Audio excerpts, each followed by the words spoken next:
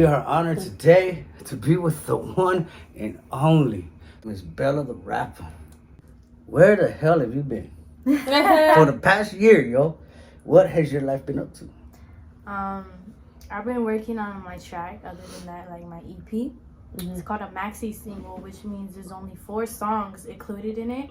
But in between those 4 songs, I felt like I needed something more than just 4 songs. Like, it has to be more than that. So I added little poems in between. I'm working on a really big movie. Shout out to Guap Productions. Working with him, and shout out CC, his wife. What? Yeah? Oh, shit, with CC the Mamacita from 93.5. That's right, man. CC the Mamacita out there doing hella work for the people, yo. Hella work. Been showing you love from almost day one. Yeah, since day one. It's dope, because, you know, coming up in this thing, you don't really have much like that, you know, and all of a sudden, they popping up and just showing love. It's just, it's a blessing. It's hard work. At its finest, you know? Yeah. You work hard, you know, and you get that shit, you know? Yeah. You actually came out in a commercial for them, huh? Yeah, I did. I did. did. That's real, huh? Yeah, that's true. It was fun. Fucking hot as fuck, but it was fun. Other than that, I fucking broke my leg. Shit. Oh, seriously, yo. You know what? Before we get into the broken leg. Because we want to know, right? Like, who are you? For those who haven't come across you yet or don't know who you is and what you do, okay, we know you're an artist. I know you're an artist, but what kind of artist are you? Shit, I'm really diverse. I rap. I also am working on my singing, so I'm being R&B. Shit, I'm just for fun trying to do some rock and roll shit. Can I ask a question? Yes. Did you know how to say, like, did you already have like a kind of like growing up, like you already had kind of like a voice? Because, you know, there's people that gotta find their voice, you know? Yeah. And there's like people that have that voice, you know, they just gotta work on it or whatever, you know? Like, you already had that little, you know, like singing thing going on. And right now you're just working on doing it more, or? You know, I've always been singing since I was little, even if, you know, little kids, they don't know what they're doing, they're just yelling. Yeah. But, they're just sounding like Tarzan. Exactly. How old were you? Baby, a baby. Yeah, baby, you know? I have videos of me singing fucking Sierra, like, I can do it big, like some stupid shit, you know? But,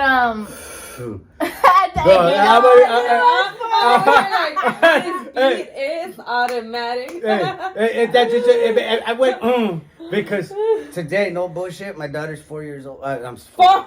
No, my daughter's 6. Okay, my baby girl's 6, and I made her a "Don't Be a Potato" shirt. Right, so we all went "Don't Be a Potatoes" to my son's birthday, which is today. Oh, you guys all went as "Don't Be a Potato"? Yeah, we all wore "Don't Be a Potato" shirts, right? But the reason why I bring it up and because you said Sierra is you. She was kind of high, you know, when she did what she did. My daughter at 6 years old, yo, when I told her to change shirts, because she sings, like you say, like, and she sings, like, she has a nice little voice. She'll be singing the songs and everything, and she fucking took off her shirt and started fucking swinging it and going like this. And I said, what the fuck are you doing? Hey, I said, what the fuck are you doing, yo? And that's why I just thought of that right now, because you were like, Sierra. Grinding on the fucking refrigerator. Hey, she's doing whatever you allow her to watch. That's right. That's what I said. I said, what the fuck is you watching, yo? It's a whole nother topic, though. But yeah, I've been singing since I was young. My grandpa always, you know, got me into that as he was playing the drums, the congas, the guitar, whatever he was doing. He had me doing the same thing or singing along with him, you know. Yeah, it was really dope to know that, like, that's what I wanted to do. And it's crazy because I went from singing to now rap, you know, and it just formed by the presence of his death that happened. It was just like I need to feel some type of way, and singing is not really helping. Like, coping with it was for me to write, and all of a sudden I started spitting through what I felt, and that's how I knew I was gonna rap, and that's what I love doing. But it doesn't mean you can't, you know, go into the singing part and everything, you know? You still have to go because, you know, certain songs you need that little melody and that shit, you know? I think a lot of people kind of hold themselves back from what they really can do to what they're just doing now. You know? Yeah. They put that little stop to themselves. Like, all right, I'm good at this.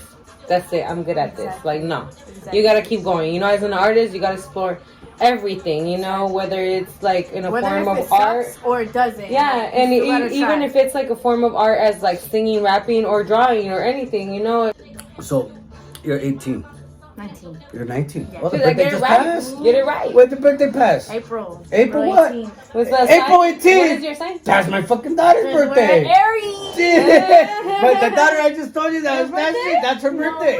April 18th. And that's my grandma's birthday. She was born the same day as my grandma. My grandma's birthday's the day after mine. Yeah? Oh, wow, that's amazing, before mine. That's crazy. My daughter that's right now playing with the neighbor? Wow. Yeah, her April 18th, she turned 6. Probably a like. Hey, so now you're 19. I think, what?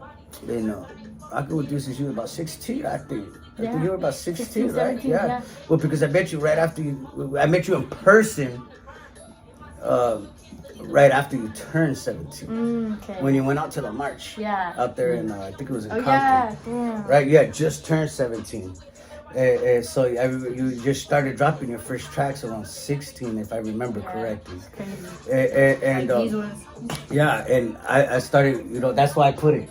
You know, we were talking about, you know, the beginning, you know, and trust issues, you know, and so. You know, I was 14 or 15 when I wrote that, Trust Issues.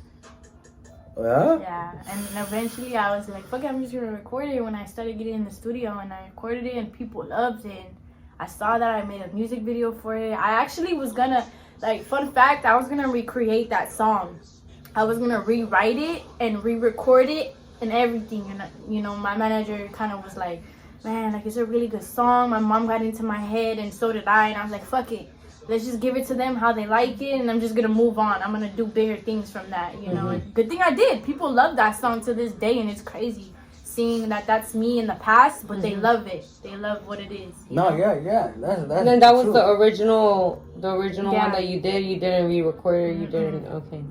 I didn't even like re-record. I tried to re-record it, but I was like, man, I think it that's doesn't the one sound that's the on same. right now. Yeah. Yeah, it's this one. It's because you put that soul into it. You know, you Exactly. put that feeling at the moment. You know, it's like boom, it's there. You know, and then when you're trying to do it again, it's kind of like you're just trying to perfect it. You know. Shout out to Rafa and Film Junkies for making my vision come to life, because that video was crazy. Who produced the track? Actually, I think I recorded this. You know, Misfit Yeah, Soto? Misfit Soto, Yeah, crazy. I worked with him for this song and some other song, but I hated the way I sounded. It was just me. Like, I just didn't like it, you know? Oh, wow. But this is the one that stuck out. I noticed, though, as an artist, you know, artists never like how the way, you know, like, they don't like Of course. themselves. We're very picky. Our own fucking worst critic, guys. Anybody you meet that's an artist, they'll probably have about 5, not even, probably like 6 or 7 more songs that they've never dropped. They have shelved. Because they hate how they Exactly. sound. But they play it to others and it's like, damn, that's a hit, dog. Exactly. So, you wrote this at what, 14, 15? 14, 15, yeah. Okay.